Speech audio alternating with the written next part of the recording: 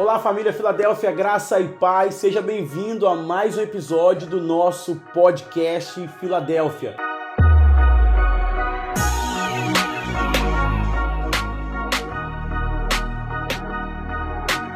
E eu sei que Deus está falando com você, então se você estiver na academia, no trânsito, indo para o trabalho, no transporte público, eu não sei, no Uber, você vai ouvir esse podcast, com certeza vai impactar a sua vida. Então fica com a gente aqui, porque hoje estamos com muitas surpresas para aquilo que Deus vai fazer na nossa história e na sua vida. Então Deus te abençoe, vem conosco nesse episódio do podcast Filadélfia.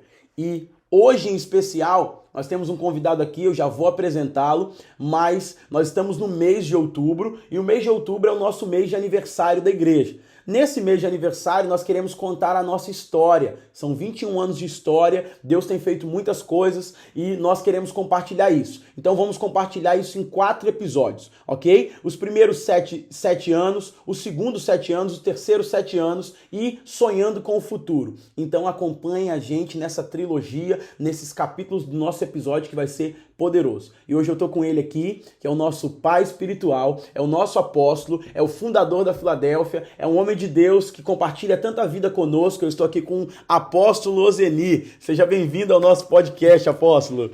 Obrigado por estar aqui participando, desse podcast e também contando um pouco de história, né? E, aliás, dizem, que velho tem muita história, né? É um legado de Deus, né, apóstolo, na sua vida. Mas são histórias que vão abençoar a sua vida, né? História de coisas boas e coisas ruins pelas quais nós passamos, mas que podemos tirar muita lição disso. Vai ser um tempo precioso. Glória a Deus. Vai ser muito divertido o que Deus tem para nós aqui. Então nós vamos compartilhar algumas coisas aqui. Vamos contar que antes dessa Filadélfia teve outra Filadélfia, não é isso, apóstolo? Isso. Quer começar a compartilhar um pouco pra gente disso aí? Pois é, a Filadélfia ela foi edificada, digamos assim, que em 2 etapas, né? Uhum. Teve a primeira Filadélfia que a gente começou em 1993, lá no bairro de Jardim da Penha. Tá? E depois teve a Filadélfia, que é a atual, né? Que está aqui até hoje, que estamos com 21 anos. Mas a primeira Filadélfia mesmo, ela começou em 1993, quando eu havia deixado a denominação batista tradicional, a Convenção Batista, porque eu fui batizado com o Espírito Santo de Deus em Brasília, e então Deus me mandou abrir uma igreja. Essa foi uma experiência muito bonita. Tá, que aconteceu, porque eu não queria abrir igreja. Batista não abre igreja, Batista abre congregação, congregação de uma igreja. Mas como eu estava fora da denominação, eu não queria abrir igreja. Mas aí o Senhor me impactou muito fortemente em Brasília, desde que eu fui batizado com o Espírito Santo, lá num congresso de batalha espiritual com Cindy Jacobs, Uau. Peter Wagner. Primeira vez que Peter Wagner veio ao Brasil, eu estava lá. E aí, o que aconteceu? O Senhor começou a trabalhar no meu coração sobre isso e ficou muito forte. Mas eu não queria abrir a igreja. Mas Deus me deu até o nome, Batista Filadélfia. E mandou eu ir para Jardim da Penha. Eu falei, como eu vou para Jardim da Penha? Jardim da Penha é um bairro rico, não tem galpão nenhum lá. Como é que eu vou abrir igreja lá? E sozinho, sem ninguém. Mas aí aconteceu que a gente tinha um grupo que trabalhava libertação aqui em Vitória, um grupo de umas 6 famílias, mais ou menos, esse grupo, que a gente estava trabalhando, na época, era uma época de avivamento, Valnice Milhomes estava espalhando avivamento no Brasil inteiro, foi uma época do mover de Deus na nação, então muita gente sendo batizada com o Espírito Santo. E aí o que acontece? Acontece que esse grupo que estava comigo me insistiu para abrir a igreja. Você já tem a palavra de Deus, abre a igreja. Eu falei, não vou abrir assim não. Mas aí numa noite, eu acordei às 3 horas da manhã e o Espírito Santo falou para mim assim, você não vai abrir a igreja não? É para você abrir a igreja. Aí eu disse para o Senhor assim, tá, então eu vou fazer o seguinte, eu vou abrir a Bíblia, vou colocar o dedo em cima de um texto, e se é o Senhor que está me falando, tem que estar escrito lá que a glória do Senhor vai comigo. Uau! Rapaz, quando eu abri a Bíblia, eu coloquei o dedo em cima, exatamente isso. E a glória do Senhor seguirá diante de vós. Falei, caramba, então não tem mais dúvida disso, E aí o que acontece? Mas aí eu ainda dei uma de Gideão. Gideão. O Gideão falou mais forte ali. Aí eu falei, Senhor, se só mais uma vez, para eu não ter dúvida, dá esse mesmo texto para uma pessoa da minha equipe de libertação, essa mesma madrugada. Aí no outro dia eu estava no banco trabalhava na Caixa Econômica, 1h da tarde eu saía do banco, um carro estava me esperando para me levar para casa, para fazer libertação das pessoas lá. Aí uma das pessoas dentro do carro disse assim, pastor, essa noite o Espírito Santo me visitou e me deu um texto para te dar. Uau! Eu falei, caramba, eu já sei, é esse texto aí. Falei o texto, o endereço todinho para ela. Ela falou, como o senhor sabe? Eu falei, porque foi eu que pedi o senhor para dar esse texto para uma pessoa da nossa equipe. Eu disse, não tenho dúvida, podemos ir para Jardim da Penha. No mesmo dia, nós achamos um galpão. Uau! Uma oficina que estava fechada, tá? Alugamos a oficina. Veja bem, a oficina é um lugar cheio de graxa. Todo óleo esparramado para todo lado. Sim. Sujo. Nós entramos naquele local, rapaz, foi um trabalhão para limpar aquilo. Mas limpamos. E ali fizemos o primeiro culto. Isso foi em abril de 93. E a partir dali, nós começamos a Batista Filadélfia lá em Jardim da Penha.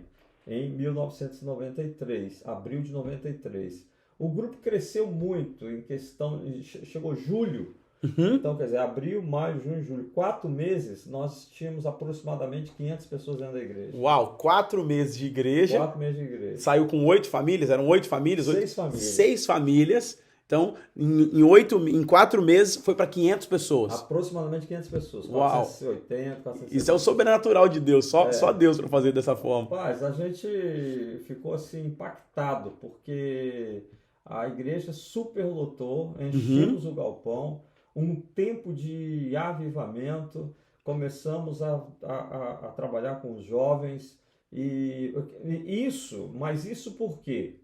Porque esse impacto grande assim, primeiro, porque a gente estava no mover de avivamento na cidade de Vitória. E quando eu saí da denominação batista, por eu ter sido avivado, tá? E também pelo fato de que eu era diretor do Seminário Batista, então eu era muito conhecido. Né? E eu estava fazendo um trabalho nessa época numa igreja em Mata da Praia com os jovens. Né? E o que aconteceu? A igreja, na época lá, era uma igreja que tinha menos de 12%, 12 pessoas convertidas a Jesus em um ano. Uau! Então não era nenhum por mês. E o pastor me chamou para trabalhar lá, eu fui trabalhar lá com ele e no mês de janeiro nós ganhamos 120 pessoas na praia, no evento chamado Verão Gospel. E aí o povo ficou doido. Então quando os diáconos pediram ao pastor da igreja que calasse a minha voz dentro da igreja, aí eu saí dessa igreja. Aí quando eu saí foi que aconteceu, né, uns 2 meses depois, o início dessa igreja aí. Então, quer dizer, explodiu tudo, né? Uma igreja que nasceu arrebentando tudo. E nessa época, na Mata da Praia, você já tinha sido batizado com o Espírito Santo? Eu tinha sido batizado com o Espírito Santo. Eu falei para o pastor, eu tinha saído do seminário porque eu tinha sido batizado com o Espírito Santo. Eu pedi para sair da convenção. Mas ele insistiu que eu fosse para lá. Eu falei, vou arranjar problema para você. Ele falou, não, vem para cá porque eu quero avivar a minha igreja. A proposta dele era avivar a igreja dele. Só que o que ele não contou é que os diáconos... A diretoria dele não aceitou. Uau! Não aceitou. Aí para não causar confusão na igreja, eu me retirei. Entendi. Os diáconos, né, deram esse comunicado a ele, aí eu me retirei da igreja para deixar o ministério dele lá sem trazer confusão para ele, entendeu? Então, em um ano ali, foi 120 pessoas que ganhou para Jesus Não, em um mês. Em um mês? Só no mês de janeiro. Só no mês de janeiro. Uau! E não tinha internet? Não tinha nada, mas a gente era muito louco, cara, louco por Jesus. Então, o que a gente fazia? O mês de janeiro, 4 finais de semana. Foram 4 sábados montando palanque na Praia de Camburi. Uau! Tá? Hoje você vê o Jesus Vida Verão que o pastor Evaldo faz lá em Vila Velha. Quem começou esse projeto em 1993 fui eu aqui em Vitória. Uau. Comecei aqui em Vitória, pagando do bolso as bandas de São Paulo para vir para cá, tá entendendo? Tirando dinheiro do bolso mas cada final de semana chamava-se Verão Gospel. Uhum. E no Verão Gospel, e no primeiro mês que a gente fez, primeiro ano, foi mais de 120 pessoas aceitaram Jesus. E elas não só aceitaram Jesus, mas foram para a igreja com a gente. Uhum. Você tá entendendo? Não é só aceitar Jesus na praia, você não sabe para onde o cara vai, não. Uhum. Foi um evangelismo acompanhado ali, Foi né? um evangelismo que nós trouxemos esses 120 para a igreja. Teve mais decisões, mas quem ficou na igreja foi 120 pessoas. Uau, em um mês, Em um 120 mês. pessoas. Bombou a igreja, né? E não tinha internet, não tinha recurso hoje igual Nenhum. tem essa geração. Nenhum recurso. Mas uma coisa que me chama a atenção aqui, que o senhor falou, é o poder do Espírito Santo, né? O poder do Espírito Santo, é aí que está o segredo da coisa. A gente era cheio do fogo, meu irmão. Então, a gente colocava fogo onde ia. Tá entendendo? Onde a gente passava, tava. Só para você ter uma ideia, quando começamos a igreja, né, a Filadélfia, lá em Jardim da Penha, os nossos cultos pela manhã, começava, né, o culto 9 horas da manhã, às vezes terminava 1 hora da tarde, às vezes terminava 2 horas da tarde. Uau! Tá? E o povo ninguém ia embora não, todo mundo chapado no espírito, caído no chão, rolando, cheio da glória de Deus. Só para você ter uma ideia, na esquina da igreja, se passasse um endemoniado, ele caía lá na esquina da igreja. Uau! Um avivamento. É um avivamento, o poder do Espírito Santo se movendo no meio ali da igreja do povo, entendeu? Então, um povo sedento de Deus, um povo, né, sendo usado pelo Espírito Santo de Deus. Então, o DNA da Filadélfia, ele vem cercado de uma ousadia para fazer aquilo que o Espírito Santo está fazendo, o fogo do Espírito Santo, né? Esse amor por pessoas. Disposição da turma, disposição para Uau. trabalhar. Acrescento isso aí, entendeu? Então, não tinha tempo ruim com a gente, não. Se é para evangelizar, se é para ganhar Jesus, nós fazemos qualquer negócio, tá entendendo? Uau. Nós chegamos a montar um palanque na Rua da Lama, quando todo mundo, na época, dava mais de 5 mil jovens na Rua da Lama. Uau. Eles diziam pra gente que a gente ia tomar ovo podre lá na rua, Uhum. mas nós aceitamos o desafio, trouxemos a banda do Manga, Do Manga, que é a oficina G3 Oficina depois, né? G3, Brother Simeon, nós trouxemos Aham. essa turma toda na Rua da Lama, colocamos um palanque lá, fechamos embaixo do palanque de lona Aham. e colocamos a equipe de intercessão de baixo ali orando. Uau. O pessoal orando ali embaixo e a banda em cima. E som pesado na Rua da Lama. Muitas decisões, o pessoal jogando droga fora e indo pro palco chorando, aceitando Jesus. Tá? Nada de ovo podre, nada de tomate, mas a presença do Espírito Santo ali. Então, coisa que eu nunca vi uma igreja fazer. Uau. Tá? Nós fazíamos coisa maluca. Então, esse DNA, nesse primeiro momento, já vem com muito impacto do Espírito Santo. Então, talvez se a gente está ouvindo a gente aqui agora, é o primeiro contato que está tendo com essa história, com isso, e já é muito impactante. São histórias como essa que me impulsionam, que a gente sempre conversa, a gente sempre compartilha disso, e é um impulsionamento para mim e para toda essa geração aí, né, Apóstolo? É isso aí. Nós, como Batista Filadélfia, a Batista Filadélfia ela nasceu no meio do fogo. Ela nasceu por um direcionamento do Espírito Santo de Deus, não foi do meu coração, Uhum. Eu não queria abrir igreja, não pedi para abrir igreja, mas foi totalmente um mover do Espírito Santo me direcionando para isso. E eu falei com ele, eu não vou se a glória do Senhor não for. Aham. Então, por que isso tudo acontecia? Porque ele disse que a glória dele ia à frente. Isso. E o senhor soube fazer, o senhor sempre ensina uma coisa muito interessante, que existe o tempo e o modo de fazer as coisas, né? Porque talvez tem gente que está falando com a gente aqui, a gente tem muita coisa nesse roteiro aqui, mas eu acho muito importante falar sobre isso. O senhor teve a palavra de Deus, esperou a confirmação certa, fez da forma certa, né? Não saiu desonrando ninguém, não saiu rompendo relacionamentos com ninguém, saiu de maneira exata, não saiu carregando ninguém atrás do Senhor, embora algumas pessoas foram por livre e espontânea vontade, mas o Senhor sempre fala isso, é uma palavra que marca muito meu coração. O tempo e o modo. O Senhor tinha a direção de Deus, mas fez no tempo certo, no modo certo, e debaixo de uma palavra de Deus, e por isso deu certo, né? Exato. Quando a gente vai tomar uma decisão, a gente precisa ter 3 coisas. A gente precisa ter, primeiro, uma palavra profética, tá? Depois a gente tem que ter uma palavra direta de Deus ao nosso coração, Uhum. tá? É uma experiência pessoal. Sim. E, em terceiro lugar, a gente tem que ter a circunstância. Uau, olha aí, anota aí, gente. A circunstância. Então, são 3 coisas. Então, eu recebi a palavra profética, Uhum. mas guardei e também não queria fazer, não. Aham. Mas depois eu recebi a palavra direta de Deus a mim. Então a segunda coisa se cumpriu. Aí faltava agora a circunstância. E aí a circunstância era o povo que estava em volta de mim, Aham. que naquele momento disseram, não, nós temos que abrir a igreja. Então a Uhum. circunstância também estava favorável. Então quando as três coisas se unem, então nós sabemos que é o tempo certo de tomar a decisão. Aí fomos para tomar a decisão e encontramos o espaço no mesmo dia. Por quê? Uau. Porque estava alinhada as três perspectivas de tomar uma decisão, né? Agora, quanto ao tempo e o modo, né? Então a gente tudo que você vai fazer, aí já diz respeito não à tomada de decisão, mas aí já diz respeito a tudo que você for fazer. Tudo que você for fazer na vida, existe o tempo e o modo. Uhum. Então, ainda que você queira, digamos, eu vou comprar um carro, Uhum. pegamos aí, eu quero comprar um carro, só isso aí. Então, existe o tempo e existe o modo, que é a forma de fazer.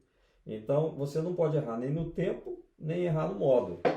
Isso é outra coisa, né? Então, veja bem, se você for comprar um carro, ainda que seja o tempo certo, mas se você fizer da forma errada, você pode errar na questão Uhum. das prestações, Sim. na questão do Do ano e modelo, né? ano, modelo, essa coisa toda. Então você tem que sempre ajustar na sua vida, em tudo que você vai fazer, o tempo e a forma e o modo de fazer. Porque às vezes você, por exemplo, você quer confrontar uma pessoa, a pessoa fez alguma coisa, você quer confrontar essa pessoa para poder acertar. Mas você tem que esperar o tempo de fazer isso e o Uhum. modo de fazer. Porque se você faz, ainda que seja no tempo certo, mas do modo errado, da forma errada, Isso. na frente dos outros, Uau. isso é a forma errada. Você tem que sempre trabalhar a forma correta. Tudo existe uma forma correta e uma forma errada. Tudo que você for fazer tem a forma certa e a forma errada. E tudo que você for fazer tem o tempo certo e tem o tempo errado. É por isso que Provérbios 3 diz, todas as coisas têm um tempo determinado diante de Deus. Uau. Uau. Né? Muito bom. Então, se você for fazer no tempo errado, vai dar errado.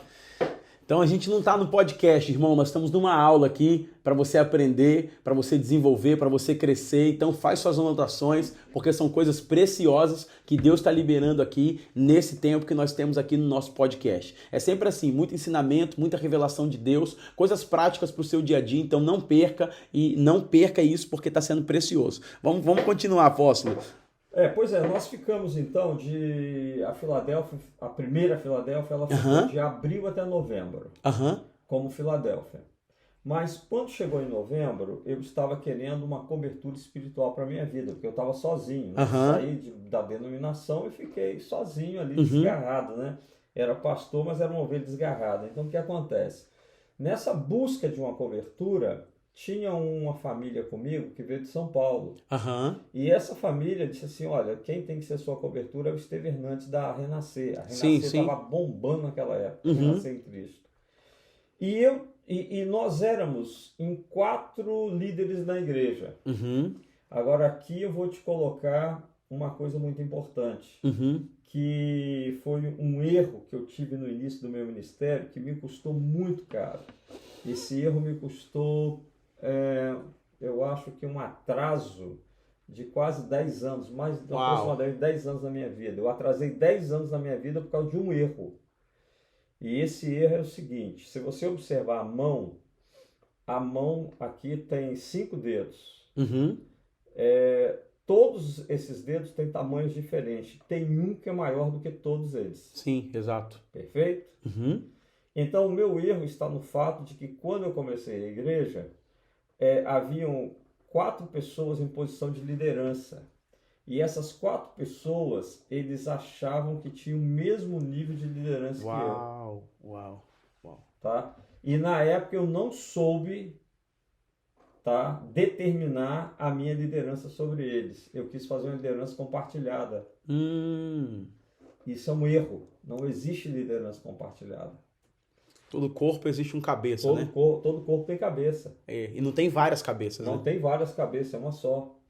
Então essa liderança compartilhada matou minha vida e me fez andar em círculo durante 10 anos. Eu atrasei 10 anos da minha trajetória. Porque eles queriam uma coisa... Não, porque quando chegou na hora de entrar debaixo da cobertura, dois queriam entrar debaixo da cobertura do Estevão, e eu e uma outra pessoa não. Então já estava dividido nós ali. Nós estávamos divididos e em questão de menos de um ano já estávamos divididos. Para não rachar ali, eu aceitei entrar debaixo da cobertura. Mas eu tinha a palavra de Deus que não era para entrar, porque ia dar errado. Mas a insistência dos dois, eu entrei. Fez você entrar na cobertura. Fez eu entrar debaixo dessa cobertura. Quando eu entro debaixo dessa cobertura, eu estava procurando uma cobertura espiritual para a minha vida como pastor. Que era um pastoreio pessoal. Um pastoreio pessoal, do jeito que a gente dá a cobertura hoje.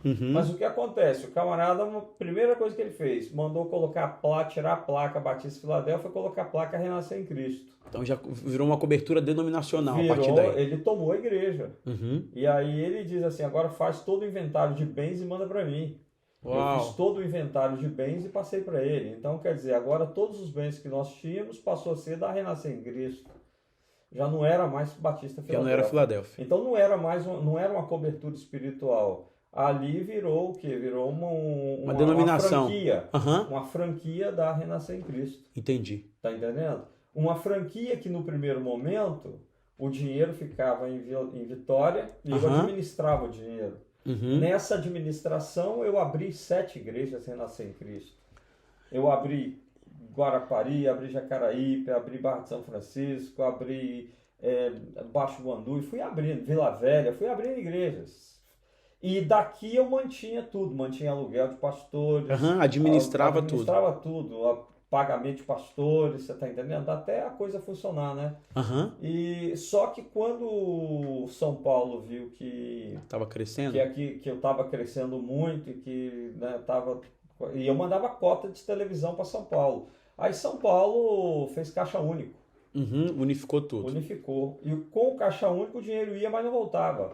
Então os pastores aqui chegavam lá, os caras estavam passando fome, não tinha dinheiro, o salário deles não veio. Não tinha dinheiro para pagar o templo, não tinha dinheiro para pagar a casa pastoral. E aí nós tivemos que tomar a decisão de sair debaixo dessa cobertura, né? E isso me custou muito caro, né? Então... A maneira que o senhor saiu agora, né? A maneira como eu saí, né? Então eu tive que sair. Em 95 eu saí. Quer dizer, foi 2 anos, né? Passamos lá, saí. E nesses 2 anos o senhor abriu 7? 7 igrejas. 7 igrejas em 2 anos, né? Em 2 anos. Uau! Fomos abrindo igreja e purificando líderes. É um negócio maravilhoso. Né? E aí tem igreja até hoje daquela época, né? A igreja de Vila Velha, o pastor Alcemir Pantaleão, fui eu que abri aquela igreja ali. Foi implantado. Foi implantado na minha época lá em Vila Velha. Ele está lá até hoje, debaixo da placa dele, porque nós saímos juntos, né, e tal. E aí tem essas situações todas aí, né? Que ficou aí. E em 95, então, nós saímos e aí mudamos. Aí foi outro erro. Porque quando eu saí, todo mundo veio comigo. Ficou só 2 famílias lá. Uau, mais de 500 pessoas. Não, mais de 500 pessoas. Uau. Todo mundo veio comigo. Aí nós começamos em frente à UFES, a Comunidade Evangélica do Espírito Santo. Então a comunidade evangélica... Mas aí houve uma situação com o Estevão Hernandes lá, com a Renascer, que nós deixamos tudo que havíamos conquistado, nós deixamos. Não saímos com nenhum microfone, ficou tudo. Estúdio, todo equipamento de som importado, 2 carros. Uau! Tá? Tudo, deixamos tudo. E aí cada um teve que, para cultuar a Deus na comunidade, cada um levou sua cadeira de praia. Sua cadeira de praia. Começamos com a cadeira de praia novamente. Pela segunda vez começamos com a cadeira de praia, entendeu? E aí crescemos rapidamente também, entendeu? Crescemos rapidamente, foi um tempo, mas só que muito desgaste isso. Né? Nisso teve muito desgaste, tá? E a comunidade, né, passou por algumas situações, eu tive problema de divisão, e aí em 98 e 99 eu entreguei a comunidade e fui para o Rio de Janeiro. Fiquei 2 anos no Rio de Janeiro. Né? Mas hoje eu entendo, na época eu não entendia, mas eu estava em crise, eu estava com burnout, não sabia. Esgotamento. Totalmente estressado, esgotado. Eu atravessei aquela ponte ali chorando, dizendo, nunca mais eu volto para essa cidade. Uau. Eu estava arrebentado. Foi 2 anos para me tratar e sem saber que eu estava nesse estado emocional, né, destruído, completamente destruído, né? E fui para o Rio, lá no Rio fiquei quietinho lá, mas nesse tempo de 2 anos no Rio, eu abri um seminário no Rio, na comunidade Vila da Penha, formei 22 pastores na Vila da Penha. Uau, Tá? Nesse tempo que o senhor foi ficar quietinho. Fui me tratar, né? E aí formou 22 pastores. Formei 22 pastores. E a gente vê outro aspecto aqui do DNA da Filadélfia, que é essa capacidade, essa unção, essa graça de Deus para formar líderes através de um ensino e revelação da palavra, né? Exato. Porque num tempo que o senhor estava se refugiando para descansar, Deus te usa para fazer isso. Isso é incrível, né? Nós formamos 22 pastores dentro da comunidade evangélica da Vila da Penha. Então, nós proporcionamos ao pastor Ari Caetano a possibilidade de abrir trabalhos e de ter uma base de pastores formada dentro do ministério dele. Foram 22 líderes, né? Formados e, né, muitos ungidos, muitos consagrados ao Senhor, né? Aliás, quase todos foram consagrados ao Senhor. Hoje ele tem ministério em Cabo Frio, tem ministério em vários lugares lá de pastores que eu formei. Uau! Tá entendendo? E por aí foi. Tem ministérios em outros lugares formados por mim ali. E aí eu abri também uma comunidade nesse tempo no Rio de Janeiro, em Jacarepaguá, lá na Taquara. Na Taquara. Comecei na casa de um irmão, na sala dele.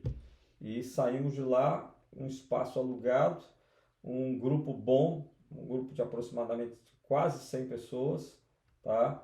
E um grupo economicamente sustentável, entendeu?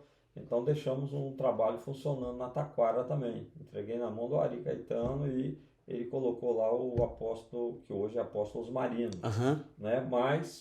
E voltei à Vitória. Em 2 anos eu voltei à Vitória. Deus mandou voltar à Vitória. Eu não queria. E eu dou graças a Deus que o senhor voltou para Vitória para morar em Maruípe. Glória a Deus. Mas não voltou em Maruípe, né? Depois foi para Maruípe, né? Voltei para Jardim da Penha e depois para Maruípe. Para Maruípe. Glória a Deus por isso. Minha casa era em Maruípe, ela estava alugada. Né? Era uma creche na época, né? Nós alugamos com uma creche. Isso. E glória a Deus o senhor voltou para Maruípe, porque a ideia de o senhor ir para o Rio era para ir para... A minha ideia de ir para o Rio era para ir para a Itália. Esse era o meu sonho, era ser missionário na Itália. Sempre quis desenvolver a obra missionária, eu sempre quis desenvolver... eu sempre quis ser evangelista, né? E plantador de igrejas, né? Eu sempre fiz isso, né? Mas aí o Senhor mandou retornar para Vitória. Eu retornei para a comunidade que eu havia aberto, né? Comunidade em frente à UFS, a comunidade evangélica do Espírito Santo. Quando eu retornei para lá, o pastor João Carlos era o pastor da igreja. Sim. Tá? E ali eu fiquei o ano de 2000 e 2021. 2001, é? Isso. 2001. Fiquei 2000 e 2001. Sendo que eu tive que sair no meio do ano, né? No meio do ano de 2001, porque eu estava apenas sentado na cadeira sem fazer nada. Não tinha mais suporte financeiro. Não tinha suporte financeiro, eu tive que trabalhar, né? Arranjar trabalhar para sobreviver, mas também eu fui tolhido de fazer as coisas na igreja. Né? O senhor teve que recomeçar mais uma vez. Aí nesse momento, eu subi ao monte, orei, entendi de Deus que era para eu dar início a um trabalho novo. Na época, até chamei o João Carlos, a liderança da igreja, e disse, olha, se quiser me mandar para Guarapari, eu vou e abro um trabalho lá. Se quiser me mandar para Jacaraí, para qualquer lugar que vocês quiserem me mandar, eu abro um trabalho lá. Mas aí a liderança achou por bem eu continuar na igreja, eu fiquei na sede. Sim. Só que depois eles viram que eu estava morrendo sentado na cadeira, né? Aí a própria liderança chegou para mim, alguns irmãos, e disseram assim, rapaz, sai e abre igreja que esse é o seu chamado. Aí, mais uma vez, voltei lá atrás na Batista Filadélfia. Eu disse, caramba, eu tinha a palavra para abrir a Batista Filadélfia. Agora nós já passamos por tanta luta, dificuldade, agora eu estou aqui dentro da comunidade, que eu também havia aberto, mas eu falei, não, agora chegou a hora de abrir a Batista Filadélfia de novo. Aí é onde eu saí, me recolhi na minha casa, fiquei sozinho, sem ninguém comigo, entendendo? Dessa vez eu acertei. Aham. O meu erro lá atrás, ao sair da Renascer, que eu levei todo mundo comigo. Levou todo mundo. Tá? E isso é quebra, né? Quebra de aliança. Aham. Então essa quebra de aliança me fez dar uma volta de 7 anos. Uau. Né? Então, quer dizer, o primeiro erro juntando ao segundo me paralisou. Aí o que acontece? Eu aprendi a sair sozinho, tá? Porque lá no Rio eu tive a oportunidade de me acertar com o apóstolo Estevão Hernandes. Aham. Me acertei, né, com ele me abençoou, me liberou do estrago que eu havia feito aqui, né? Uhum. Essa coisa toda, né? Então, tudo acertado, ensinamentos aprendidos. Então agora eu vou fazer a coisa da forma certa. Saí sozinho, fiquei na minha casa e em outubro de 2001 comecei a Filadélfia. Aham. Outubro de 2001. Outubro de 2001 começamos a Filadélfia. Primeiro culto na área da minha casa ali, tá? Jamile cantando em cima do CD. Um 3 em 1. 3 em 1. Meu 3 em 1 lá, Jamile cantando em cima do CD e 3 famílias. 3 famílias. 3 famílias. Começamos a Batista Filadélfia. Agora, né, Batista Filadélfia, nós começamos essa igreja com 3 famílias na área da minha casa ali. Primeiro culto, me lembro, 3 famílias, celebramos uma ceia. O saudoso, né, pastor Silas, Pastor Silas, que era o presidente da Associação de Vitória, ele fez o primeiro culto, ele pregou e ele que me ungiu, abençoou o trabalho. Então nós abrimos com a bênção do presidente da Associação de Pastores da cidade. Uau. Então eu fiz tudo da forma certinha. Então a igreja estava iniciando debaixo da bênção, debaixo da autoridade maior da cidade. Que era o presidente da Associação de Pastores. E como é importante ter esse entendimento, né, apóstolo? Porque depois, se o senhor passar por algumas situações, o senhor teve esse entendimento da importância. Tanto que a Filadélfia hoje é uma igreja para cidade, né? Exato. A nossa visão sempre foi cidade, né? E você vai olhar na palavra de Deus, você encontra lá a igreja em Corinto, a igreja em Laodiceia, a igreja em Tessalônica, em Éfeso. Então é uma igreja para a cidade. Então minha visão é sempre essa, uma igreja para a cidade. Não é abrir 3, 4 igrejas na cidade, não. É uma igreja para atender a cidade, mas uma igreja forte. Uma igreja que onde o Espírito Santo de Deus esteja presente, onde as pessoas entendam que ali tem algo diferente de Deus e que as pessoas saiam por aí a esse local, né? Então, é essa visão de uma igreja na cidade. Então, por isso a gente tem em Vila Velha, a gente tem, né, lá na Serra, é uma igreja em cada região. Em cada cidade. Entendi. Aí o senhor começa o primeiro culto, sua filha, Jamile, mais velha, fazendo louvor, 3 famílias e volta de novo ao reiniciar, né? O que eu acho, assim, impressionante, vendo essa história, ouvindo essas histórias, aprendendo com essas histórias, vivendo com o senhor, é como que essa garra para recomeçar diante daquilo que Deus está falando, né? 3 vezes eu recomecei. 3 vezes eu comecei, depois recomecei mais 2 vezes, né? Então foram 3 vezes ao todo. Mas isso é o seguinte, né? O que eu entendo e o que eu quero deixar aqui é que se você tem uma direção de Deus, tem uma palavra de Deus para alguma coisa, se você fez do modo errado, né? Você tinha a palavra certa, mas fez do modo errado, né? Mas aí o que você tem que fazer? Você tem que jogar no chão e começar tudo do zero. Tenta remendar, não. Muito boa, muito boa. Porque tem gente que fica insistindo naquilo que já não está sendo aprovado mais, né? Não, se você bater numa coisa que não está dando certo, meu amigo, joga no chão e faz de novo da forma certa, porque tem algo errado ali.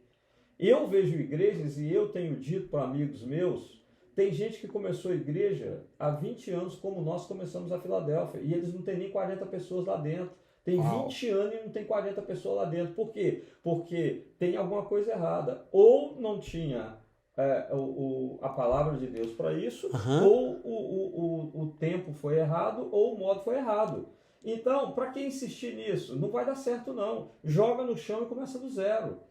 Quando eu estava para poder começar a Filadélfia, um amigo me ligou e disse assim, olha, está acontecendo esse problema aqui na igreja e tal. Eu falei, rapaz, sai, vai para sua casa quietinho, depois você começa o ministério, do zero. Eu falei, não, mas eu não vou perder o imóvel, eu não vou perder as coisas, patrimônio e tal, as bênçãos. Eu falei, rapaz, não fique preso a isso, porque tá errado, você tá no caminho errado.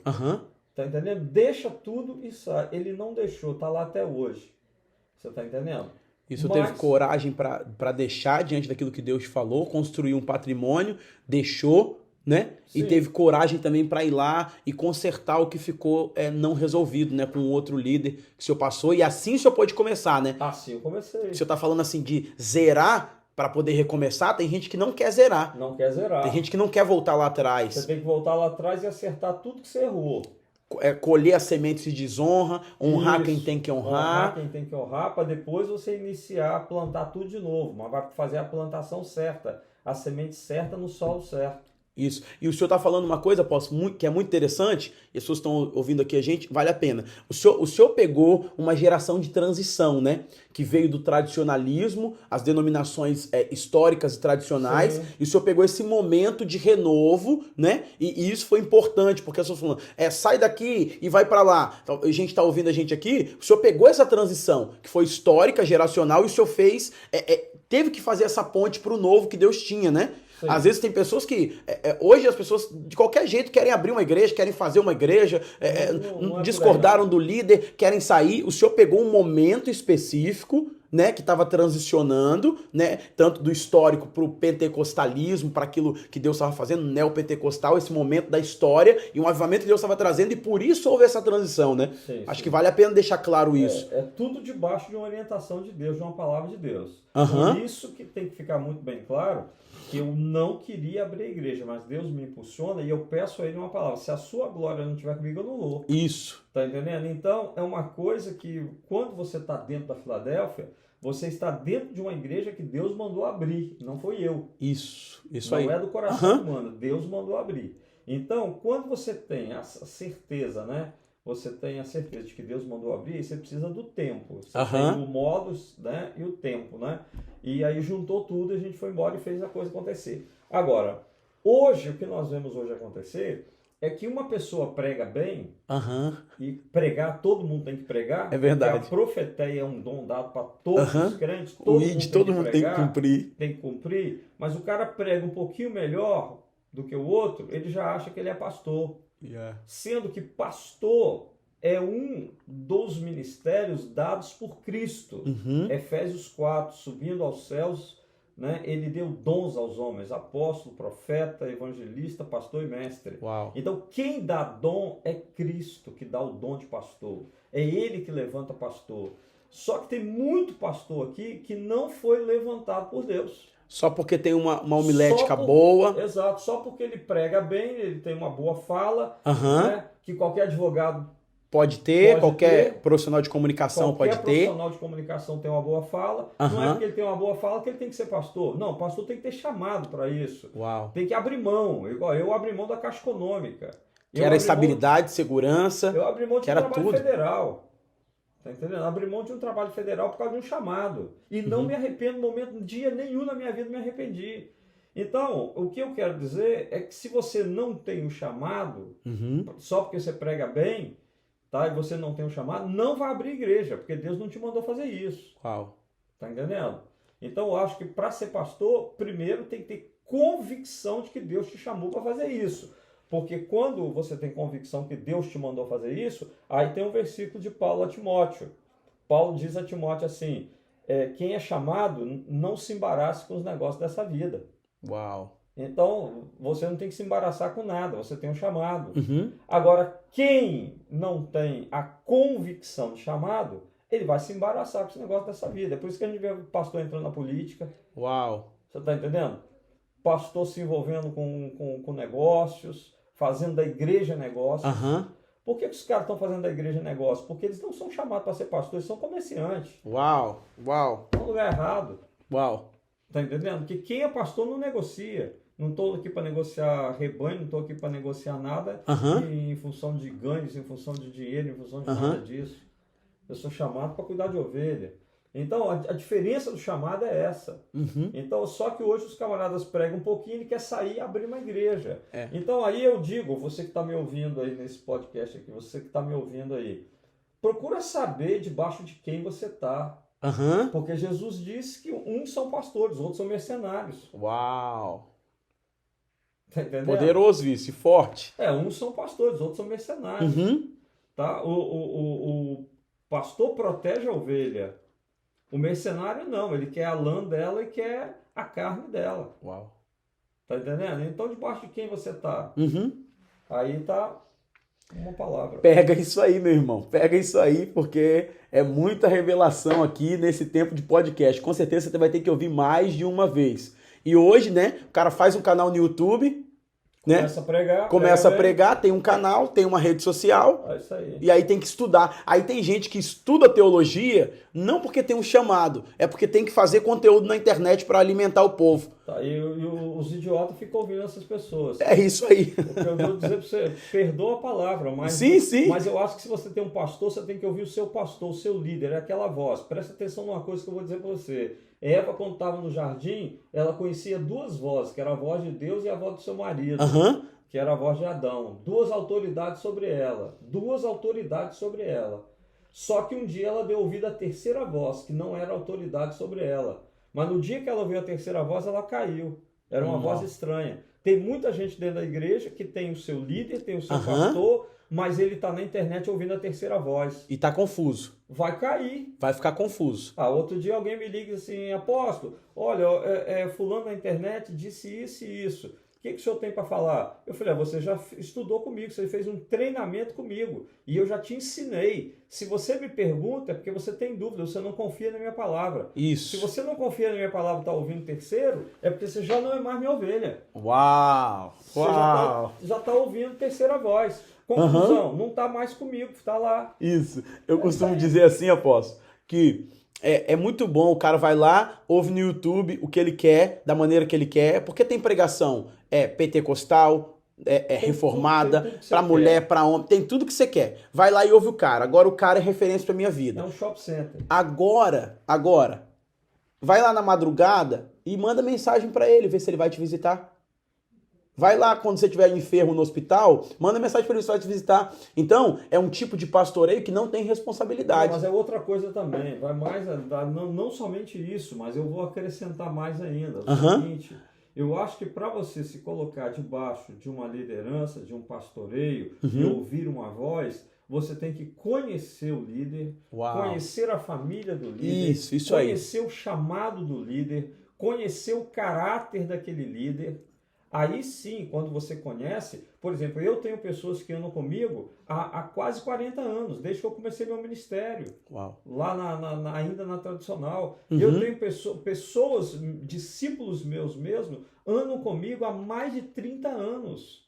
Porque conhece a minha vida, conhece a minha família, sabe que eu moro, desde quando comecei meu ministério, há 40 anos atrás, eu moro no mesmo lugar. Conhece o caráter, o meu caráter, comem na minha mesa. Tá? Viram a criação dos meus filhos, participaram de tudo. Então, você vai jogar isso fora por alguém que você está ouvindo na internet, que você não conhece caráter, não conhece vida, não conhece nada, não sabe de onde é. Tem uma imagem bonita, mas não sabe a vida. Exato. Então, eu penso que é muito claro uma coisa. A ovelha conhece a voz do pastor. Uau. Jesus disse que a ovelha conhece a voz do pastor. Então, você tem que conhecer a voz do seu pastor. Isso. E para conhecer a voz do seu pastor, você tem que ter intimidade. Essa intimidade é gerada na mesa. Essa turma que eu digo para você que anda comigo há mais de 30 anos, nós já comemos mais de 1 quilo de sal junto. Tá entendendo? Aí eu pergunto para você, você comeu 1 quilo de sal junto com esse cara que você está ouvindo no YouTube?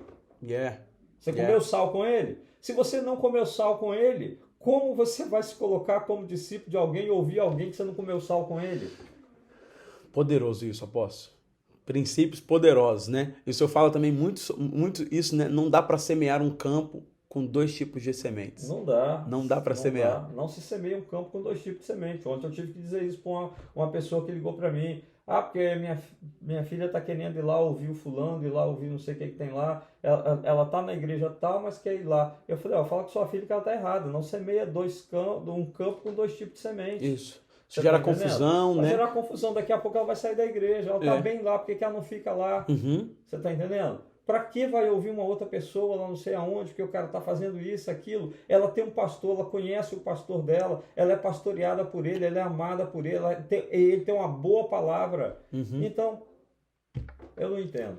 Ótimo. Mas hoje nós temos que entender que estamos vivendo hoje numa geração Uhum. que é a geração diferente da geração que eu nasci, que eu cresci. Sim, sim. Nós estamos vivendo hoje numa geração que não tem raiz. Uhum. Essa geração é, como Jesus disse, é a semente plantada na beira do caminho. Uhum. Hoje é essa geração Y. É uma geração que ela está aqui, mas ela não tem compromisso, ela não tem raiz, ela não tem aliança. Uhum. Ela está aqui hoje enquanto ela está recebendo alguma coisa. Uhum. Se ela tem uma promessa de receber outra coisa no outro lugar, ela troca o que ela tem aqui. Estão me oferecendo pela mais, promessa. eu vou, né? Exatamente, é isso. Só que isso não é evangelho. É verdade. Evangelho é ovelha e pastor. Ovelha conhece a voz do pastor e o pastor defende suas ovelhas do mercenário. Isso. Poderoso, apóstolo. Poderoso. É diferente. É diferente. O evangelho é diferente. É verdade, é verdade. Totalmente diferente. E isso choca, né? Vai confrontar com a realidade de muitas Confronta. circunstâncias aí que a gente vive na Tem nossa muita sociedade. gente que não quer ouvir isso. É verdade, não quer ouvir isso e aí por isso sai, né? Sabe? Migra e vai ouvir onde é uma palavra confortável, Exato. uma mistura aí de teologia coach com prosperidade, Exatamente. onde massageia o ego da pessoa, mas o evangelho que não te confronta, ele não te transforma, né? Na realidade, eu entendo que todos nós precisamos de cura na nossa alma. Todos nós precisamos de cura. Mas quando a pessoa não quer ser curada, e você, como um pastor que propõe cura, você vai ter confrontos e você vai tentar trazer a pessoa para um nível de cura emocional, um nível de cura das enfermidades da alma dela. Quando você toca na ferida, ele não quer que a ferida seja tocada. Ele tá com aquela casca por cima, a ferida deu aquela casca, mas por baixo tá carne viva. Para poder tratar aquilo ali, dói. Dói. Mas só que as pessoas não querem sentir a dor para ser tratada. Ela quer que você continue colocando só aquela pomada por cima da casca. Não sem quer doer. tratar. Não quer tratar. É superficial. Superficial. Então, o que acontece? Se você propõe arrancar a casca, ela foge, vai embora. É verdade. Entendeu? Isso aí. Glória a Deus, gente. Eu não sei você, mas eu aqui, ouvindo histórias que eu já conhecia, estou muito impactado. Então é isso. Nós vamos continuar aqui porque eu sei que está abençoando muito a sua vida. Então, é o primeiro culto, né? A gente tá falando do primeiro culto. Isso. 3 famílias. Jamile no 3 em 1, cantando. E no quintal, na sua casa, né? E começou ali a igreja. A bênção do pastor Silas, que Deus o tenha, que já foi para a glória, já está com o Senhor, mas que era o presidente da Associação de Pastores da cidade. E ali deu seguimento, então, em 2001, na Filadélfia. Outubro, então, de 2001, nós começamos a Filadélfia, né? Começamos aí pela segunda vez a Filadélfia e começamos tudo do zero novamente, né? Então, você pode observar que eu sempre fui um camarada de garra. Não tinha tempo ruim. Tempo ruim, não. E graças a Deus também, nisso tudo eu quero fazer um parênteses aqui, um parênteses muito bem feito a respeito da minha esposa. Porque nada disso teria acontecido se eu não tivesse uma mulher de garra comigo. Uau. E Leila sempre foi uma mulher de garra, porque a gente tinha 4 crianças. Tô quase chegando lá, hein? Pois é, 4 crianças. Daqui a pouco você chega lá. E aí o que acontece? 4 crianças, naquela época, cuidando de 4, trabalhando e ainda me dando suporte na igreja, porque ela estava presente em tudo. Uau. Leila era daquela que ganhava neném, ela ia para a igreja até uma semana antes de ganhar neném. Ganhava neném, passava, nem terminava o resguardo, já estava na ativa. Já estava na ativa de novo, entendeu? Então, ela sempre desenvolveu um papel maravilhoso, sempre esteve do lado, sempre ajudou.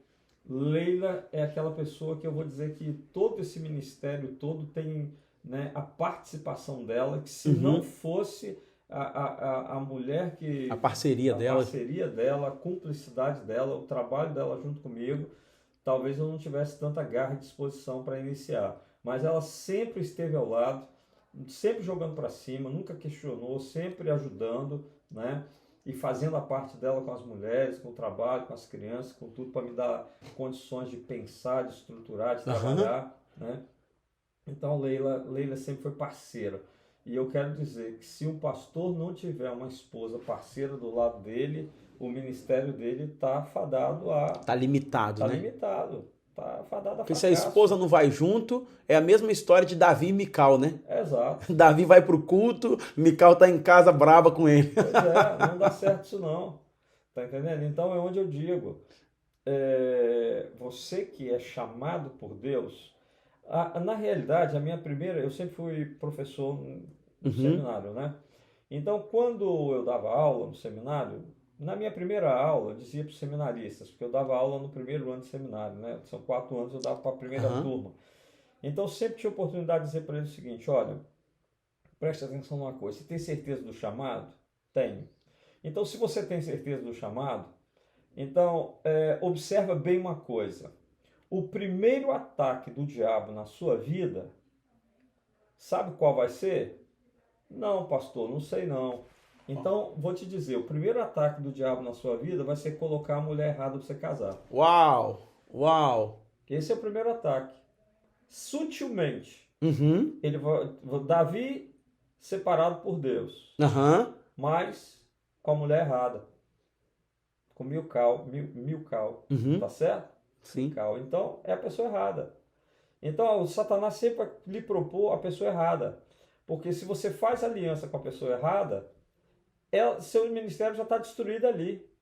Ele acabou antes de começar. Uau! Isso é muito forte, apóstolo. O seu ministério acabou antes de começar, cara. Se você casar com a mulher errada, seu ministério acabou antes de começar. Porque ela vai ser o peso morto, ela vai jogar para trás. Ou então você vai ter que separar lá na frente. Isso. E aí pronto, acabou também. E aí, às vezes, a pessoa não é nem uma pessoa ruim, né, apóstolo? Não, uma pessoa boa, né? É a pessoa boa. Uma pessoa boa, a esposa, uma mulher boa. Nunca o diabo vai colocar o ruim na sua vida. É uma pessoa boa. Ele vai colocar sempre a boa. Que vai estudar, que vai crescer. Só que a boa não é o melhor. Isso, exatamente. Tá entendendo? Exatamente. O contrário do melhor não é o pior, é o bom. Uau. É o bom. Exato. Porque você sempre vai cair no bom. Você tá entendendo? Então cuidado com isso aí. Nossa, poderoso, poderoso mesmo. Então, a Filadélfia reinicia, é a segunda Filadélfia, vamos chamar Filadélfia 2.0 aqui. Sim. Reinicia nesse ambiente familiar. E que cresceu rapidamente. Em 3 meses a gente já teve que sair da minha casa, que não cabia mais a reunião no quintal da minha casa. Aí nós alugamos um espaço na rua Coronel Martins de Figueiredo, na subida de São Cristóvão, um espaço para 140 pessoas. Tá? Fomos para lá e também encheu muito rápido. Uau, foi aí que eu cheguei. Nesse segundo ano eu cheguei na Filadélfia aí. E sempre foi um ambiente muito familiar, né? Sempre foi um ambiente muito aconchegante. Chegar na igreja, se sentir amado muito pelos irmãos, esse DNA da Filadélfia sempre existiu, né? Então em Maruípe também cresceu muito rápido, né? Cresceu rápido. Era um espaço só para 140 pessoas, né? E ficou cheio logo que chegamos. Mas nós ficamos 3 anos ali, porque não tinha espaço maior ali no bairro, mas sempre com a mentalidade de igreja de cidade, não com mentalidade de igreja de bairro. Então nós temos que procurar um lugar grande, um lugar espaçoso na cidade, tá? E ficamos ali 3 anos até encontrar um lugar. Mas nesse tempo de 3 anos ali, nós fizemos muita coisa ali. Nós começamos a preparar uma liderança, a preparar líderes. Mais uma vez vem as escolas de formação, né? Quando eu estava no Rio, eu recebi de Deus um direcionamento para trabalhar com células. Então isso foi algo diretamente de Deus ao meu coração, não foi por causa do mover celular, não foi por causa de René Terranova, não foi por causa disso não. Os César Castellanos, né? Eu escrevi esse material que Deus me deu e eu escrevi. Eu nunca publiquei esse livro, mas eu tenho um livro com 200 páginas escrito sobre grupos pequenos e foi esse modelo que eu desenvolvi. entendeu? Aham. Então, só que depois eu me aliancei ao Renê. O Renê, procurando uma cobertura, né? O Aham. Renê fez a minha cobertura espiritual, porque era esse o modelo que eu queria trabalhar e esse Sim, ele modelo estava que mais está próximo da mais realidade. próximo, né? Mas eu já tinha esse modelo, eu recebi ele pessoalmente de Deus, de grupos caseiros, grupo pequeno. E aí nós começamos a desenvolver isso e a igreja cresceu muito. Então eu tinha que trabalhar muito liderança, desenvolver liderança de grupos, liderança de ministérios. Também sempre acreditei em ministérios. Uhum. Eu acho que a igreja tem que ter ministérios, não é só os grupos de crescimento. Aham. Mas a igreja tem que trabalhar em vários ministérios, adoração, dança, cura interior, intercessão, Jovens, ação crianças. social, jovens, criança. Porque na realidade, Deus coloca toda essa gente dentro da igreja para cada um desenvolver uma área ministerial. Sim. Então cabe ao líder, eu sempre digo uma coisa, a minha visão de pastor é a mesma visão de um maestro. Sim. Tá entendendo? Um maestro. Você vai ver o maestro com a batuta na mão. Aham. Aí numa orquestra tem um tocando violino, outro tocando sopro, outro tocando vários instrumentos. Vários instrumentos. Vários instrumentos. Aham. Tá? Então você vai ver que o maestro ele coordena todas as pessoas, cada um tocando seu instrumento. E ele sabe qual é o cara que tocou a nota errada. Uhum. Ele tem ouvido. Ele tem ouvido para saber quem tocou a nota errada. E ele, antes de fazer a apresentação, eles treinam bastante, ele tem treinamento para poder colocar tudo em ordem. Então o pastor, para mim, é aquele cara que tem que liderar os ministérios da igreja. Ele tem que liderar cada um no seu ministério. Se você pegar um camarada que tem uma vocação, tá, para trabalhar com libertação, e colocar esse camarada para trabalhar com louvor, você Uhum. tá entendendo? Vai dar Vai melhor. tocar a nota errada. Ele vai tocar a nota errada. Por quê? Porque ele tem o chamado de Deus para trabalhar naquela área lá. Então, para mim, compete ao pastor e pegar dentro da igreja e ir separando um por um em cada lugar dele. Uau. Colocando cada um no seu devido lugar. Uhum. Tá me entendendo? E quando você tem cada um no seu lugar, você vai ter um funcionamento perfeito do ministério. É porque a harmonia, né? Tá tudo em harmonia, né? Exatamente. Então não é pra gente ter trabalho dentro de igreja. Uhum. Tá entendendo? É para você ter todo mundo funcionando, cada um no seu ministério. Sim. Então esse foi o meu trabalho, esse sempre foi a minha visão de igreja, e não fazer a coisa toda, mas colocar cada um no seu devido lugar, trabalhando no seu devido espaço. Uau, perfeito. E quando você tem isso funcionando, você tem a orquestra toda Tocando em harmonia. tocando em harmonia. E todo mundo que ouve, A música sai bonita. a música é boa. É, Tem lugar que tá gente fora errado, a música exatamente. Quando o cara tá fora, a música tá errada. a música tá errada. O senhor comentou uma coisa aí que eu achei muito, muito importante, porque embora a gente iniciou no bairro, né, na sua casa, depois no bairro, em Maruípe ali, e o senhor não tinha uma visão, uma mentalidade de uma igreja para o bairro somente. Né? Nós vemos muitos projetos iniciarem, muita gente achar que não, essa visão é pastoral, né? É a gente igrejinha, todo mundo aqui, todo mundo conhece todo mundo, e fica todo mundo ali, faz um churrasquinho, e claro que a comunhão é boa da igreja, mas fica ali, vamos ficar junto aqui, tem até alguns modelos de igreja que... Vamos fazer 3 tendas aqui. 3 tendas, modelos de igreja que se cresce muito, opa, já multiplica, não dá para deixar muita gente, enfim, o senhor, essa visão de pra cidade, o que o senhor diz? Tem pastores e líderes aqui que falam assim, não, meu negócio é aqui. Você acha que é uma visão de ministério específico, ou você acha que todo pastor ele precisa pensar nessa visão aí de expandir, de ter o reino de Deus, sabe, nações, cidades? É uma coisa que a gente sempre teve muito nesse DNA, né? Embora tava ali em Maruípe, né? Mas sonhando com o mundo, sonhando com a cidade, sonhando com o estado, né? E tudo isso acontecendo, né? Tem pessoas que se limitam nisso. O que o senhor diria para essa visão de ministério? Veja bem uma coisa, ao longo da caminhada eu tenho aprendido uma coisa de Deus. O ID é para todo mundo. Uhum. Tá entendendo? A visão de missões é para todo mundo. Perfeito? A visão missionária, a visão do ID é para todo mundo e para toda a igreja. Agora, quando a gente trata de pastor, então a gente está trabalhando com um camarada que ele tem uma visão de cuidar de um rebanho local. Aham. Perfeito? Perfeito. Cuidar de um rebanho local. Então, nós precisamos ter essa compreensão, porque é isso aí aqui que está a diferença. Agora, o que nós vemos é um erro estrutural. Esse é um erro estrutural. Da onde vem esse erro estrutural? Isso vem de uma ideia romana. Uhum. Então, Roma teve a reforma de Lutero. Sim. Na reforma, Lutero reformou a teologia, mas ele não reformou a eclesiologia. Perfeito. Então, o que acontece? A igreja reformada continuou com a eclesiologia católica, e nós estamos nela até hoje. Uhum. A eclesiologia católica coloca um padre em cada paróquia, tá? E nós temos um pastor em cada igreja. Só que o que nós temos que entender é que quando Jesus distribui os dons, ele distribui os dons ministeriais. Aham. E Efésios 4. São 5 dons ministeriais: apóstolos, profeta, evangelista, pastor e mestre. Aham. Então, o erro nosso hoje, ele é um erro estrutural, em que as denominações, elas só consagram pastor. Só consagram pastor. Então, o que acontece ao consagrar só pastor? Primeiro, tem muitos ali que são apóstolos. Aham. Tem outros que são evangelistas. Sim. Tem outros que são profeta. Mas eles estão sendo consagrados só pastor. Então, o primeiro problema é esse aí. Por quê? Porque nós vemos pessoas que estão à frente de igreja e que eles não são pastores.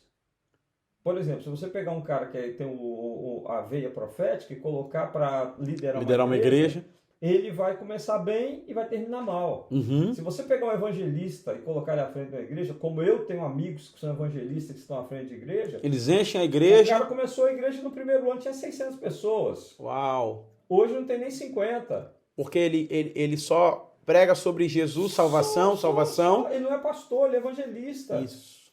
Tá me entendendo? Então, o detalhe é que nós precisaríamos compreender, fazer uma leitura usando um óculos diferente, só que nós estamos usando óculos denominacionais. Uau! Nós temos que ler o Novo Testamento com óculos de Cristo. A igreja tem 5 ministérios, não é só um não. Aí, esse é um problema. Uhum. Aí, o outro problema é que quando nós temos, por exemplo, um pastor que diz assim, mas é o meu rebanho aqui, é isso aqui, eu vou ser pastor aqui, ele não tem a visão do todo, é por quê? Porque aquele cara, ele é um pastor local, ele não é um apóstolo. Não tem a visão global. Não tem a visão apostólica. Uhum. Então, quando se tem a visão apostólica, e que é um apóstolo, e que toda igreja precisaria ter um apóstolo, teria que ter os 5 ministérios lá dentro. Sim, sim. É por isso que nós trabalhamos com 5 ministérios. Sim. Porque esse é o correto. Cada igreja tem os 5 ministérios dentro dela. Porque aí, enquanto o pastor está cuidando daquele grupo ali, o apóstolo está abrindo obras, está abrindo igrejas. Está implantando, O profeta está dando direcionamento. O evangelista está só jogando gente para dentro. O mestre está treinando. O mestre está treinando todo mundo. Então, isso aqui é o correto da igreja. Tem os 5 ministérios lá dentro. Agora, quando ela não tem só um, é por isso que o pastor fica aqui. Não, o meu ministério é esse. É mesmo, porque o ministério dele é local, a função dele é essa. Agora, tem um outro detalhe ainda dessa questão. Outro problema. O problema que a gente vê também nessa questão de deturpação de tudo isso aí é o fato de que tem muito pastor na frente de uma igreja, que isso eu descobri ao longo da minha experiência, é que nem todo pastor, estou falando o cara que tem um ministério pastoral mesmo. Sim, sim. Nem todo pastor. De ofício mesmo. De ofício mesmo. Nem todo pastor que tem ofício de pastor mesmo, nem todo ele é pastor para estar na frente de uma igreja, para ser o pastor titular da igreja. Tá me entendendo? Aqui tem muitos pastores que eles foram chamados só para cuidar de áreas da igreja.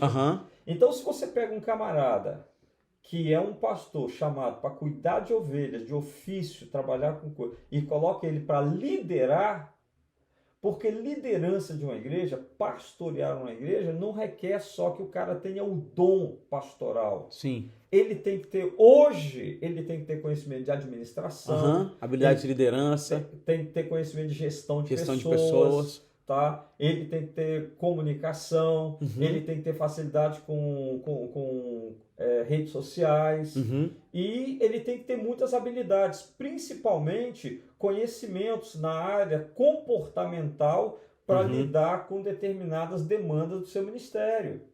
Então, se o camarada para estar na frente de uma igreja, não é só porque ele prega bem a palavra de Deus, ele pode ser líder de uma igreja, não. Pelo amor de Deus, não é isso. Uau. Então vai ver que o camarada é chamado, tem um chamado pastoral, mas só para cuidar de vidas. E não assumir a liderança de uma igreja. Assumir liderança de uma igreja.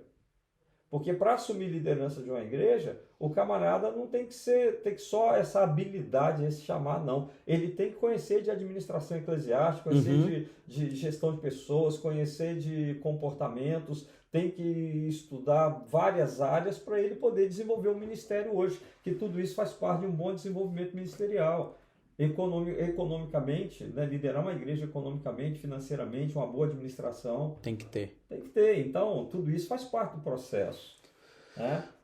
Então, isso tudo a gente observa que, por isso que a Filadélfia, ela nasceu e com essa capacidade que Deus me deu, com essa visão apostólica, eu desenvolvi todos os ministérios da igreja. Sim, ótimo. E desenvolvi líderes para atender cada uma dessas áreas. Incrível, incrível. Ficou 3 anos ali. Dali a gente foi para uma quadra na entrada. Isso é interessante, isso é muito interessante. Na entrada de Taboazeiro, e a gente tinha que montar e desmontar todo domingo. Que luta! Que luta!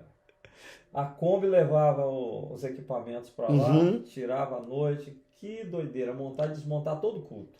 Desmontar cadeira, som, estrutura de crianças, instrumentos, tudo, todo domingo. De manhã montava e depois do culto desmontava. Desmontava tudo. Meu Deus. E o povo encheu a quadra. Encheu a quadra. Encheu a quadra. Na realidade, aí tem uma outra coisa muito interessante. Isso é ensinamento para a gente poder aprender. Na realidade, a gente procura o mercado, ele ensina que você tem que colocar o seu negócio num lugar que seja visto. O mercado ensina que a igreja tem que ser vista, tem que ter uma boa placa, tem que estar na beira da estrada. Sim. Né? Eu já estudei crescimento de igreja e dentro desses estudos de crescimento da igreja, a gente observa que uma das coisas que é bom para o crescimento da igreja é um espaço adequado para todo mundo, para criança, para jovens, para adultos. Uma estrutura, né? Uma estrutura, né? Só que nós crescemos sem isso, a gente lotava uma quadra e não tinha nem espaço para criança, a gente tinha que fabricar isso. Você se recriou, né? Não, mas o que eu estou querendo dizer para você é o seguinte, que nós quebramos todas essas leis de marketing, todas essas leis de tendência de crescimento. Essa tendência de mostrar e tudo. Por quê? Porque nós somos uma igreja que 18 anos nós atuamos sem placa.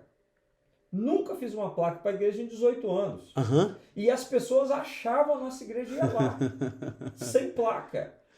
Eu vou dizer para você o porquê. Lá na quadra todo mundo corria e achava a quadra escondida atrás de um posto de gasolina. E a quadra lotou. Então, o que eu quero dizer para você é o seguinte: onde Jesus estava, a multidão estava junto. Ele podia estar lá no deserto. Eles saíam da cidade e ia atrás dele. Ia atrás dele. Perfeito? Perfeito. E aí, eu tive uma experiência muito interessante com Deus, que eu estava no monte orando, no monte da caixa d'água, e naquela época do ano surgiu um monte de florzinha branca, dá uma flor branca bonita lá em cima. E naquela florzinha tinha uma abelha, lá em cima do monte. Aí Deus disse para mim assim: tá vendo essa abelha aí? Eu falei: tô. Ele disse assim: essa abelha, porque eu estava perguntando a Deus a respeito do crescimento da igreja, como eu faço para crescer a igreja. Aí Deus disse assim para mim: olha essa abelha aí. Eu olhei. Ele disse assim: por que essa abelha está aqui? Eu falei: porque ela foi induzida, trazida até aqui por causa do néctar. Atraída. Tá? Atraída por causa do néctar que tem aqui nessa florzinha. Eu falo, agora olha só a distância e a altura desse monte. Olha de onde essa abelha saiu para vir aqui. Mas ela veio. Foi atraída pela planta, pelo néctar dela. Então o Espírito Santo disse assim para mim, Jesus, onde ele estava tinha gente. Ele não corria atrás da multidão, ele não fazia propaganda, ele não tinha redes sociais, mas o povo saía da cidade e ia atrás dele no deserto. Tá? Agora, o que atraía as pessoas a Jesus? O Espírito Santo. É porque ele tinha o Espírito Santo que levava as pessoas até ele. Tá? Então, o Senhor disse para mim assim, o que atraiu essa abelha aqui foi o néctar. Tá? Ela foi atraída por isso. Então, o néctar trouxe a abelha até aqui. Então, para você trazer gente até você, você tem que ter uma coisa. Um néctar. Um néctar, que é o Espírito Santo. Se você tem a presença do Espírito Santo com você, as pessoas vão onde você estiver. Então é por isso que a igreja pode estar numa quadra que ela vai encher. É por isso que ela pode estar sem placa que ela vai encher. Você só tem que ter o Espírito Santo ali na sua vida e se encher do Espírito. E se encher do Espírito. Então você não precisa buscar crescimento de igreja, você só precisa andar em santidade e ser cheio do Espírito. Se você estiver cheio do Espírito, as pessoas vão onde você está. Uau, poderoso. Entende? E era uma quadra lá e todo mundo estava lá. E todo mundo estava lá, e todo mundo achava o lugar. Você está entendendo? É poderoso. Então, hoje você tem rede social, hoje você faz propaganda disso, hoje você faz campanha. Os caras fazem campanha para encher a igreja. Nunca fiz campanha para encher a igreja, não precisa. Uau. Você não tem que fazer campanha para encher a igreja, tem que viver Deus, viver o Espírito Santo de Deus. E deixa as pessoas te procurarem, por quê? Porque estão vendo vida de Deus em você. Você é uma fonte que jorra água para a vida eterna. Então tem que ser isso.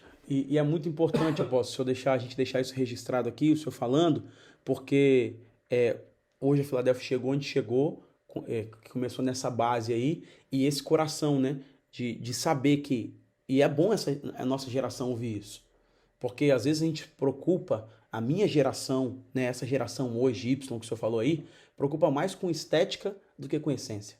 Esse é o problema. E o senhor está falando aí que o que fez era uma quadra, não tinha acústica boa, não tinha estrutura boa, era montar na força desse pioneirismo, eu posso dizer assim, dessa convicção de que Deus está fazendo, e o povo ia lá, e Deus trazia o povo, e as coisas foram tomando forma. Então é importante, isso aqui é um recado para essa geração, porque é de fato, se você se encher de Deus, Deus atrai as pessoas. Aí você observa que a Filadélfia hoje é uma igreja da cidade, porque ela tem gente, nós temos membros hoje em Colatina que vem para cá. Isso. Nós temos membros em Guarapari que vem para cá. Isso.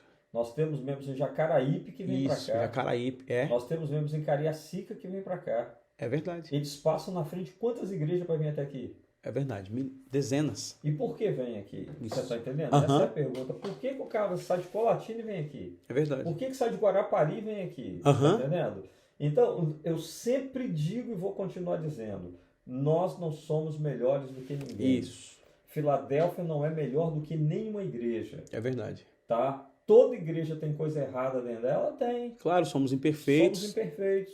Toda igreja tem coisas que desagradam? Tem. Nós também temos. Não somos perfeitos. Sim. Então, nós não somos melhores do que ninguém, mas nós somos diferentes.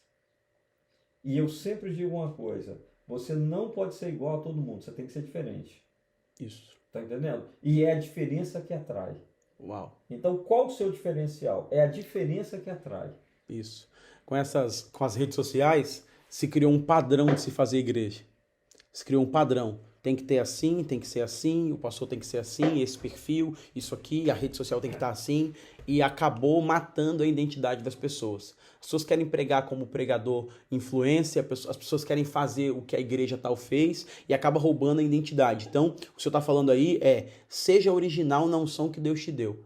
Essa semana eu estava fazendo o curso, o Cultura Filadélfia, recebendo aí os novos irmãos, e eu falei exatamente isso que o senhor falou. Filadélfia não é diferente, o Filadélfia não é igual. É diferente porque caminha na revelação que Deus deu. E por caminhar na revelação que Deus deu, a gente sai na frente no diferencial, naquilo que Deus nos chamou para fazer. A gente podia estar fazendo o que os outros estão fazendo. Vão trazer cantores de fora, vão trazer pregadores de fora aí, vão fazer conferência com gente de fora, vão encher, vão cobrar tantos valores aí, vamos encher, vão fazer isso. Todo mundo está fazendo isso, mas isso não é a nossa essência. Isso. A nossa essência, não é que eu não valorize as pessoas de fora, são pessoas maravilhosas, cheias de Deus, que a gente aprende muito com elas, tá entendendo? Mas o foco do nosso ministério é treinar as de dentro, fazer as de dentro crescerem, e não é valorizar quem está dentro, é jogar quem está dentro para cima. Você está entendendo? E esse é o nosso ministério, é ser uma plataforma para as pessoas crescerem aqui dentro e não ficar trazendo gente fora, porque nós não somos teatro e nem somos promotor de eventos. Promotor de eventos. Isso nós somos promotores de eventos, nem promovemos ninguém. Nós estamos querendo capacitar, treinar, fazer com que as pessoas que andam conosco voem. Isso. Nós somos a plataforma e elas têm que voar em cima. Tanto que dezenas de pastores já saíram e líderes nesses 21 anos de família Filadélfia aqui. Glória a Deus. Saímos dali. Aí nós ficamos um ano ali porque o que nós queríamos mesmo era um galpão que estava sendo construído na Avenida Maruípe. Nesse tempo que ele estava sendo construído, eu fui para a quadra para esperar o galpão ser construído. Era um provisório. Né? Um provisório. Ficamos um ano na quadra, depois o galpão saiu, nós entramos nele. Um espaço para 1.000 pessoas. Uau! Aí bombou, né? Nós enchemos lá rapidamente, né? Você estava lá, você viu. Aí os ministérios todos funcionando. Cresceram, os jovens. Encontros com Deus, jovens, né? Era sábado aqueles eventos de jovens, né? Isso. E a coisa bombou, cresceu e influenciamos muito naquela época, uma igreja para a cidade. Eu esqueci de te falar que lá na igreja, lá na subida de São Cristóvão, nós pegamos 12 estacas, ungimos as estacas, profetizamos sobre elas, e nós estaqueamos a cidade de Vitória em 12 praças, né, dando uma volta na cidade toda, declarando que era uma igreja para a cidade e que pessoas de todas essas áreas da cidade viriam para a igreja. Que é o que tem hoje, né? É o que tem hoje. Aí entra uma outra coisa também. Deus só dá aquilo que você enxerga, aquilo que você vê. Uau! Se você não enxerga, não vê, por que você tem uma igreja pequena? Porque você não enxerga a igreja grande. Uau! A sua visão é limitada. Sua visão é limitada, né? Eu sempre digo que Israel é pequeno por causa de Abraão. Uhum. O Estado de Israel é pequeno por causa de Abraão, né? Porque naquela época não tinha binóculo. Porque Deus levou Abraão e disse assim: Abraão, olha a terra, tudo que você vê eu vou te dar. Uau. O cara não viu mais. O cara não viu mais, o cara olhou nu, até onde foi o olhar dele de cima do monte. Ele olhou muito. Olhou muito aí. Então, você só tem aquilo que você enxerga, você só avança aquilo que você está vendo. Lógico, agora só que é aí que está o problema dessa visão. Aí que é o problema. Tá entendendo? Porque não é a visão daquilo que você enxerga, do seu campo de visão natural, mas é o que você enxerga do seu campo de visão espiritual. Uau! Você está entendendo? Você tem que enxergar mais do que você enxerga. Porque se eu fosse enxergar para a questão nossa lá, a realidade lá, os recursos, a realidade financeira, a realidade do cara começando com 3 famílias dentro da casa dele, qual a visão? Não, mas a minha visão era de uma tomada de cidade e de uma igreja nas nações. Uau! Hoje nós estamos construindo igreja na África. Uau! Não é Batista Filadélfia não, porque a gente tem visão de reino. Isso. A gente está construindo igreja na África hoje, uma igreja que não está ligada a gente. Mas nós estamos enviando $1.000 para lá todo mês para construir igreja. Entendeu? Então, mas essa visão já tinha lá atrás. Nós vamos investir em África, nós vamos investir em outros ministérios. Hoje nós participamos do ministério de várias pessoas, né, na nossa área de missões. Mas isso é uma visão que estava lá atrás. Vamos crescer. Então, se você não tem a visão, você não vai. Você só vai até onde sua visão te permite ir.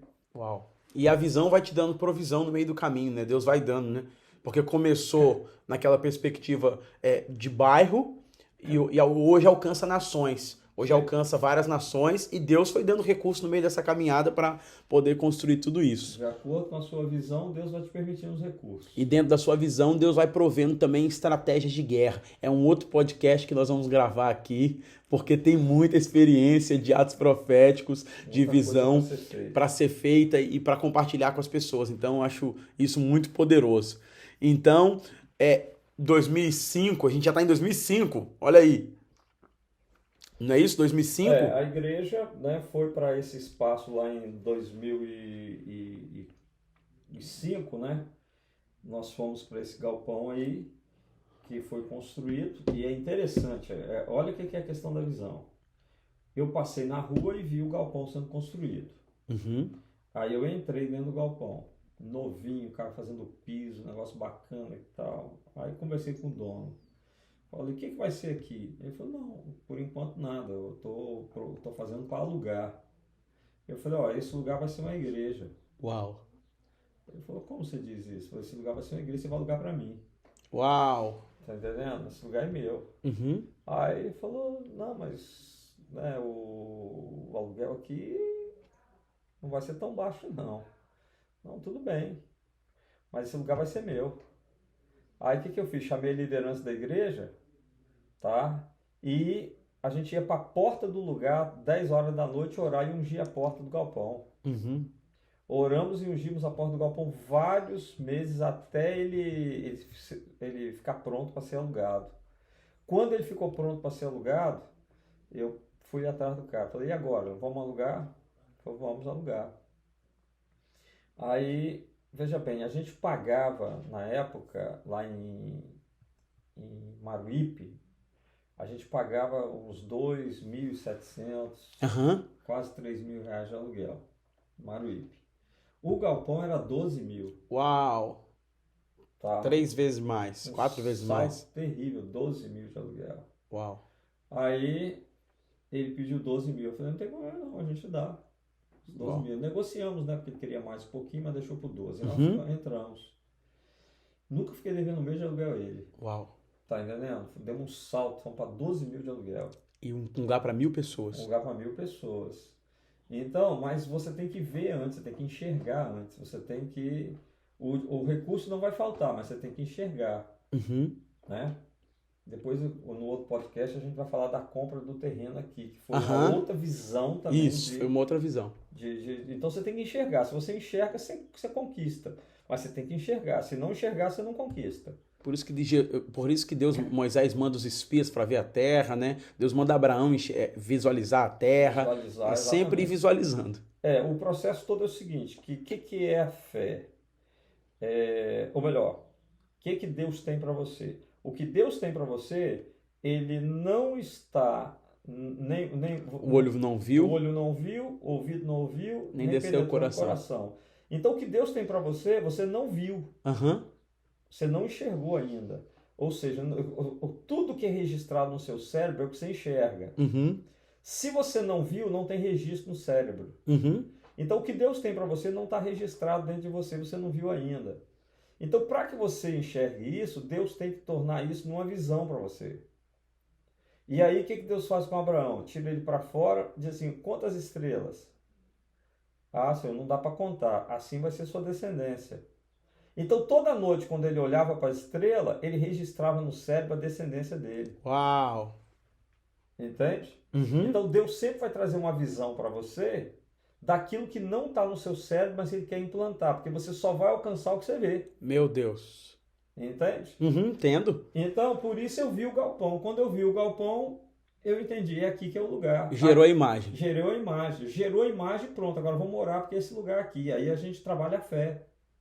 Tá? Trabalhou a fé, é seu. Só que eu disse mais pro cara. Eu falei, você vai dar esse lugar para a igreja. Uau! Eu pisei lá dentro e falei, esse lugar você vai dar para a igreja. Tá? Eu cometi um erro no processo. Fala para mim desse erro.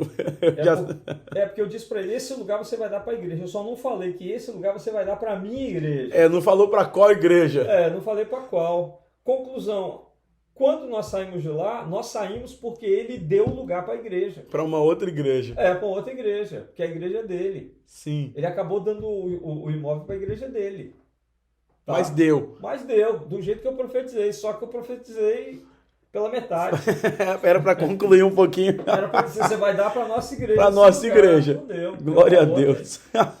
Então eu sou profeta também, mas estou aprendendo a profetizar. Aleluia.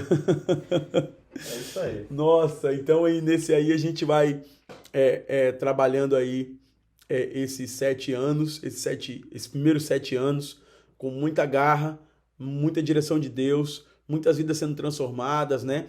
Encontros com Deus e nessa época eu lembro conferência, recebemos vários líderes de vários lugares da nação brasileira e até fora, né? E assim, isso é uma marca, esses primeiros 7 anos de início de ciclo dessa segunda Filadélfia, né? Isso. Filadélfia 2.0, a gente deixa aqui uma marca de pioneirismo, de dedicação, de muita direção de Deus, né? Que foi marcado aí de muitos momentos, atos proféticos decisivos, essa estaca aí impressionante que Deus fez. Nós fizemos muitos atos proféticos na cidade, né? Porque a visão era a cidade. Uhum.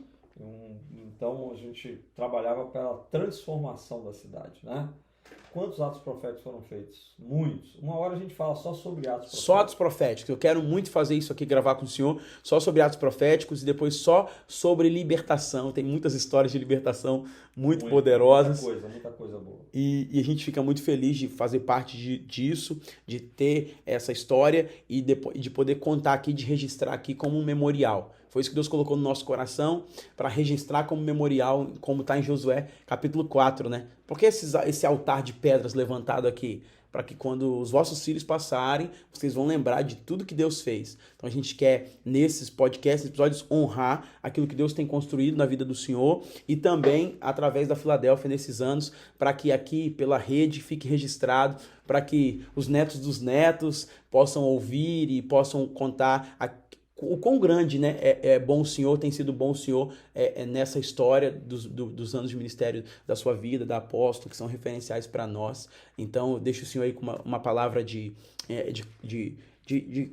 fechamento para a gente poder fechar esse primeiro episódio, mas sabendo que na outra semana a apóstola vai estar com a gente também. Amém. E a gente vai continuar compartilhando isso e vai ser muito bom para contar esses desafios aqui que a gente tem. Deixa uma palavra de encerramento sobre esses 7 primeiros anos e para a gente poder deixar aqui para quem está nos ouvindo e sabendo que a gente vai ter aí mais 3 episódios pela frente para poder registrar isso em nome de Jesus. Ok. A palavra que eu quero deixar aqui muita coisa a gente falou, mas eu acho que a conclusão de tudo é o seguinte: não desista do projeto de Deus na sua vida. Uau. Não desista. Se Deus te deu um projeto, parte para cima para executar esse projeto. Eu tenho muitos projetos que ainda não foram concluídos, mas eu vou concluir todos eles. Amém, amém. E outra coisa é que desde quando, 2 coisas eu quero deixar registradas aqui agora. A primeira delas é o fato de que em todos os meus anos de ministério, há 40 anos eu ouço de que todos os profetas e homens de Deus que passaram por aqui disseram que o avivamento sairia daqui de Vitória. Uhum. Então essa é uma palavra que eu guardo no meu coração e eu sei que algo grande vai ser feito. Sim. Tá? Aqui nessa cidade. Tá? Essa é uma palavra que eu guardo, velo por ela e vou ver isso acontecer. A segunda coisa, pastor Diego, é que todas as pessoas que passaram pela Filadélfia sempre disseram que pessoas do mundo inteiro vão pisar aqui na igreja para ver o que está acontecendo aqui. Uau. Isso ainda não aconteceu, Uhum. tá?